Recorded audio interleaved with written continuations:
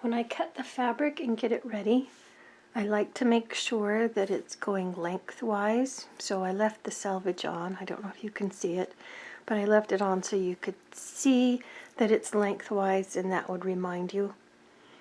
That's one of the biggest problems students have when they're first draping, is that they forget and turn the grain going the wrong direction, and it doesn't turn out the same way, and it doesn't hang as nicely. So remember to make sure that your grain is going lengthwise when you're draping.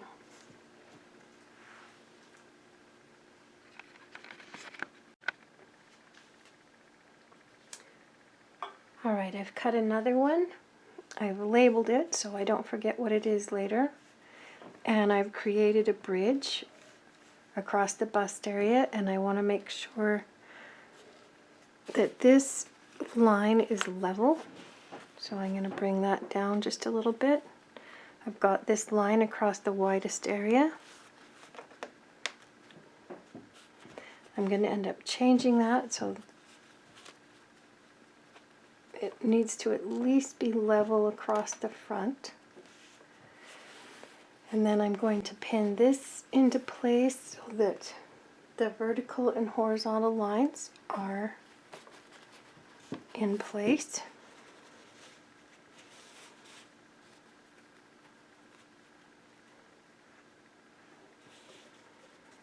So I'm lining this up where I can feel where the line is.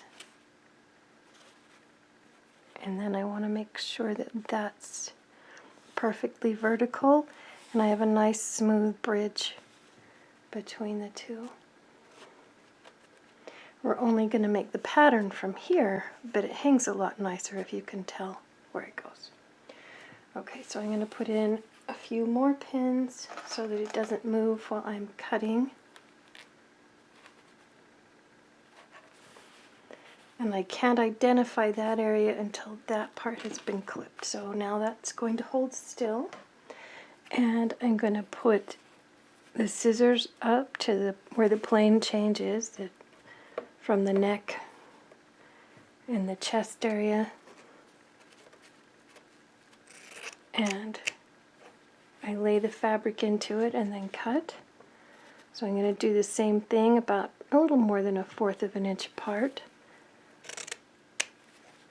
And cut up until I get to that. So I'm not cutting on the grain, I'm cutting straight in toward the neck. And apparently these scissors have a little dull point, so I need that to go all the way down. So as I cut that, I can smooth it out and it starts to lay nicely.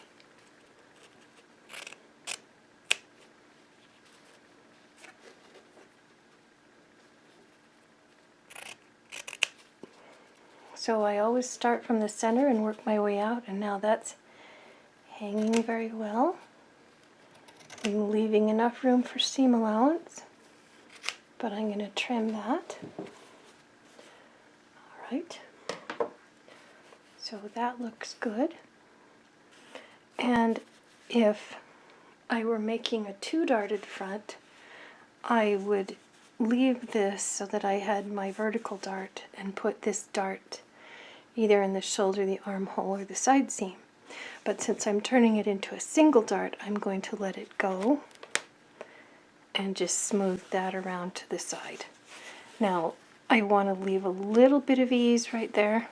If I were working full scale, I would want room to put in 2 fingers. So I've got room there to put in 1 finger since it's half scale, and I'll secure that. And then I'll go back up to the top area and check on that. I'm also going to get rid of some of this. There we go. Okay, so it's laying smoothly up and around the corner, and that's where my seam is going to be, right there. So I'm going to leave enough for seam allowance, but I'm going to cut this off so I can fold under the fabric. And I've moved the pins mostly out of the way right here.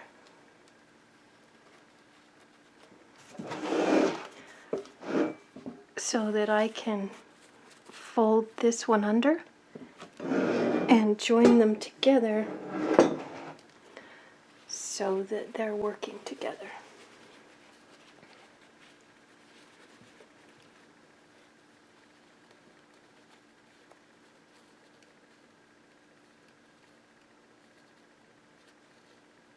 And I'll turn that so you can see it when I finish.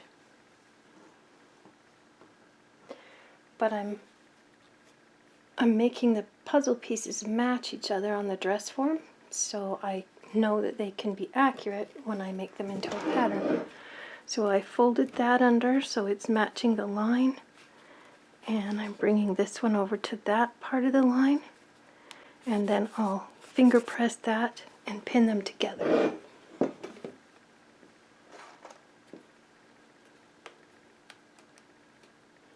I'm not pinning it to the dress form because I want it to be independent. Well, maybe I will do that after I finish marking it because it would take me longer.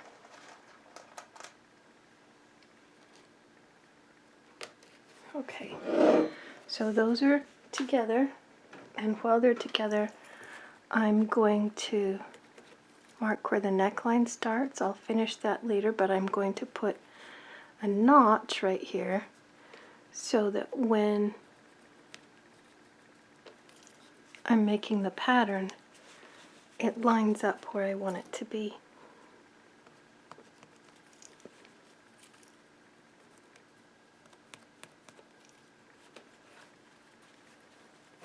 And here I can feel where that stitching line is, so I'm just going to mark that where I can feel it. And this is a right angle for just a little bit, and this is a smooth curve that blends into it. And later I will probably drop this 1/4 of an inch and then blend it back in, but it depends on what I'm making. And I'll clean that line up when I make the pattern. So this fold is the line.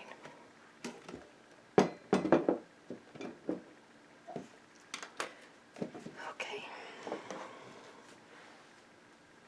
So I'm going to clip some of this out of the way. I don't want to take out too much, but I need to get rid of some of it.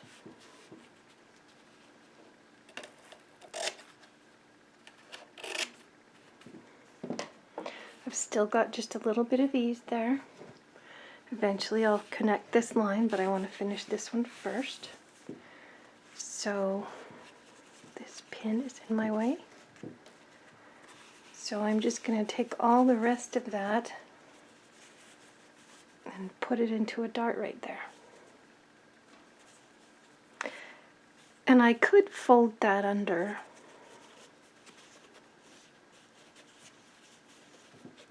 But when I'm making this dart, I want it to be a straight line from the bust point to the waist.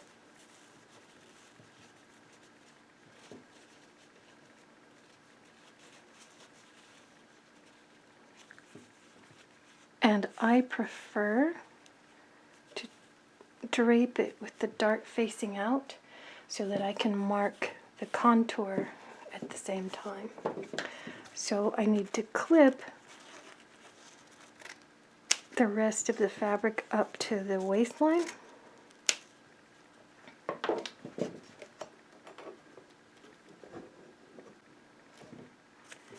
Because if I don't clip this so that it has a nice smooth edge, it will cause the rest of it to ripple.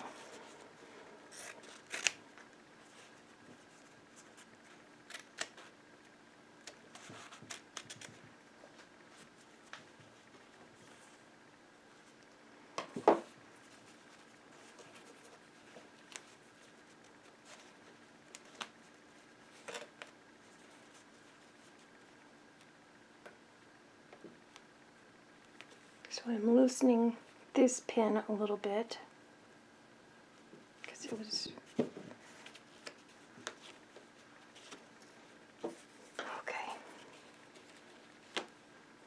So I need to find the common line right here. And I can tell that I'm going to adjust the dart just a little bit before I finish. But I want to have this ready to fold under and join with the piece underneath. So I'm folding that out of the way so that those two can match up nicely.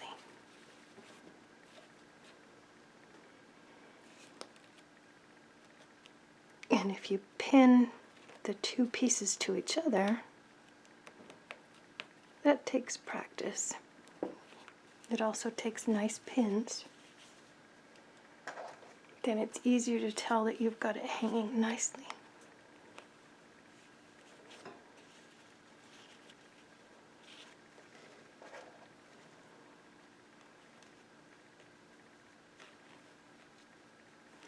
And I have this one folded up because I'm planning to have, that's where my edge is going to be when I make the skirt.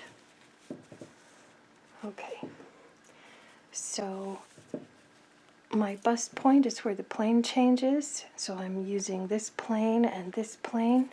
So I'm going to put my bust point right here.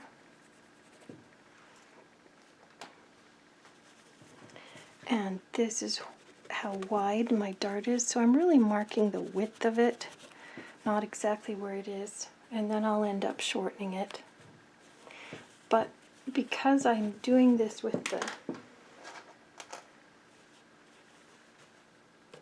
the dart facing outward, I can also come in and mark the contour under the bust area, and I can feel the line where it is on the dress form.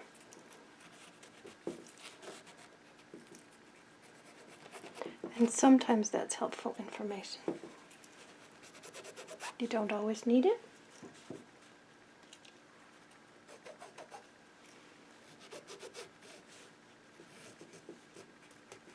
But now we have two sets of markings, so it will go from here to here to here, and then you'll see that extra curve. So I don't usually pin all the way up, it kind of makes a mess of the fabric. And now that I've done that, I can fold this inside.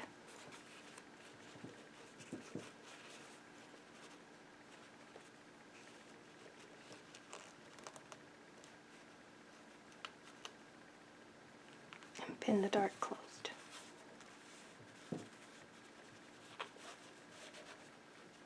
And that's where that would finish. So as soon as I mark the waistline, then this piece, the waistline and the armhole, then I can take it off and make a pattern from the pieces that I just did. So this one I can feel where it is, so that's easier. So I mark the waistline, it's level coming around from the back, and it joins together. It's very likely that this single dart will move just a little bit when I true it up. And I'm looking at plane changes again, so I'm kind of doing dot to dot where my fingers meet. I'm coming from one plane to another, and then around here it kind of gets difficult. So I'm going to be connecting this line with that one so it's a nice smooth curve. And I want to keep it back in there as far as I can because it's more comfortable. You don't want it so far out here because it's comfortable that it pulls your sleeve out, and you don't want it so far back in that it runs into your armpit. So you're looking for a space kind of between here and here. But I'm going to start out with this one. And then if I go sleeveless with it, I could raise it 1/4 of an inch and push it out more. It just depends on the style you're looking for.